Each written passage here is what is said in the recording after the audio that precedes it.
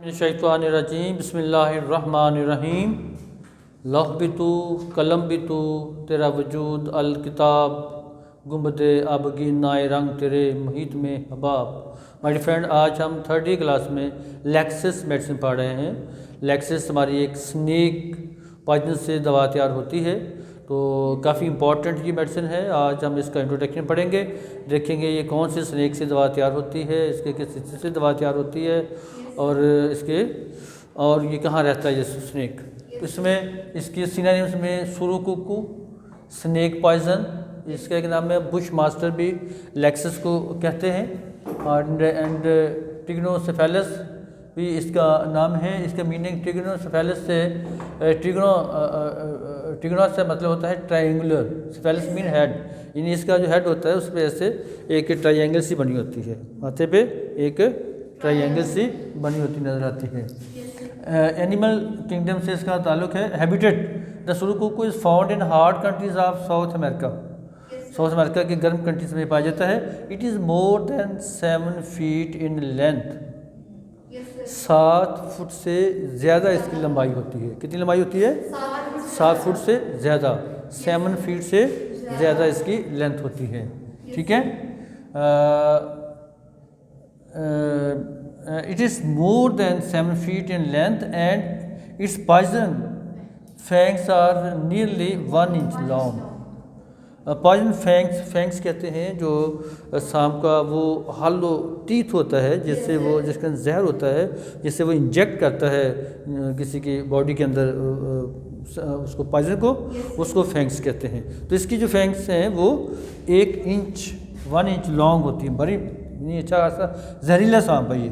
तो parts use venom जहर, सांप के जहर से ये दवा तैयार होती है। ठीक है। तो इसकी हम इसका टेम्परामेंट देखते हैं। प्रूविंग इसकी डॉक्टर हेरिंग साहब ने की है। एंड इसका जो टेम्परामेंट है मेलनकॉलिक एंड कॉलरिक। मेलनकॉलिक का मतलब होता है कि गमज़दा सा, और जो कॉलरिक मीन होता है इरिटेबल, वेरी इरिटेबल, गुस्से वाला। ठीक है। डायथिसिस का कैंसरस एंड हेमरेजिक, ये कैंसरस एंड हेमरेजिक डायथिसिस है इसका, मियाज़म सोरा है इसका, थर्मल रिएक्शन हॉट है। यार कि ये इसका जो डायथिसिस है वो कैंसरस है एंड हेमरेजिक है, यानी कैंसरस मीन के सपोज अगर यूट्रस में कोई ट्यूमर्स हैं तो उनका कैंसर की तरफ जाने का रुझान होता है पेशेंट के अंदर। हेमरेजिक और ब्लड का बहना बहुत ज़्यादा। तो टिपिकली मेनोपॉज के लगभग का जो टाइम होता है, before and during and after, उस पर जो ब्लीडिंग होती है उसके लिए तो ये बहुत आला दवा है उसकी। ये टिपिकली ये दवा ही ओल्ड एज वीमेंस के लिए इस्तेमाल होती है। अब हम इसका कॉन्स्टिट्यूशन देखते हैं। चलो अब हम इसका कॉन्स्टिट्यूशन देखते हैं। तो इस कॉन्स्टिट्यूशन में best adapted to thin and एमासिएटेड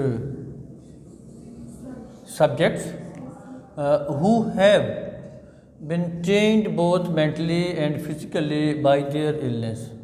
ऐसे लोग जो कि बहुत ज़्यादा कमज़ोर हो चुके हैं मेंटली एंड फिज़िकली, उसकी बेस में क्या है? बीमारी, लंबा अरसा बीमारी रही, बीमारी की वजह से वो बहुत यानी मेंटली एंड फिज़िकली चेंज हो चुके हैं, बहुत ज़्यादा वीक हो चुके हैं।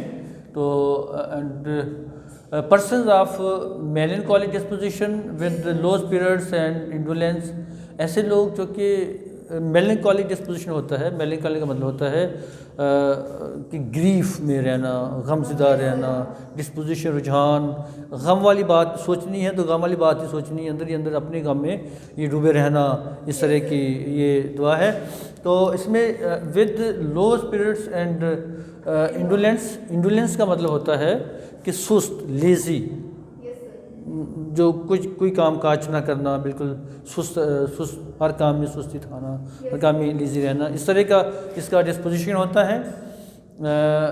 नेक्स्ट समझ आ जाता है। Persons with dark eyes, blue and purple look, dark eyes उनकी ब्लू एंड पर्पल लुक है। Women during and after climacteric age, women during and after climacteric age mean menopause की एज, सनयास की एज, वो एज जिसमें ख़वातीन के अंदर मेंसेस आना बंद हो जाते हैं। ठीक है। ये इसकी जो एवरेज है वो 40 to 52 ईयर्स के दरमियान ख़वातीन के अंदर मेंस्ट्रुएशन बंद हो जाता है। जब मेंस्ट्रुएशन बंद होगी तो फिर आगे फर्टिलाइजेशन का प्रोसेस भी ख़त्म हो जाएगा सारा, ठीक है। तो ये वाली जो एज होती है इसमें women during and after climacteric age, इस एज में with freckles and red hair, freckles छाइयाँ चेहरे पे पड़ जाना, और इस एज में बड़ी अजीब सी कंडीशन होती है, कभी सर में दर्द हो रही है, कभी लेफ़्ट में, कभी राइट में, या ऐसे हीट निकलती है जिसमें से हॉट फ्लैशेस निकलते हैं।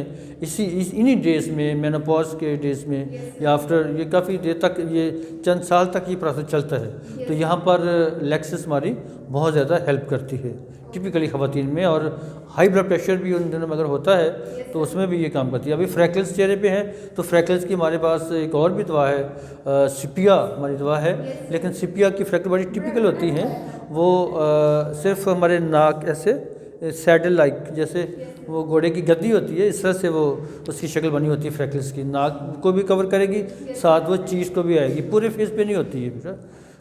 इसकी जो सिपिया का नाक को कवर करेगी, वैसे सैडल लाइक, जैसे घोड़े की गद्दी नहीं होती जिसको बैठने के लिए, उस तरह से होगी वो सैडल लाइक।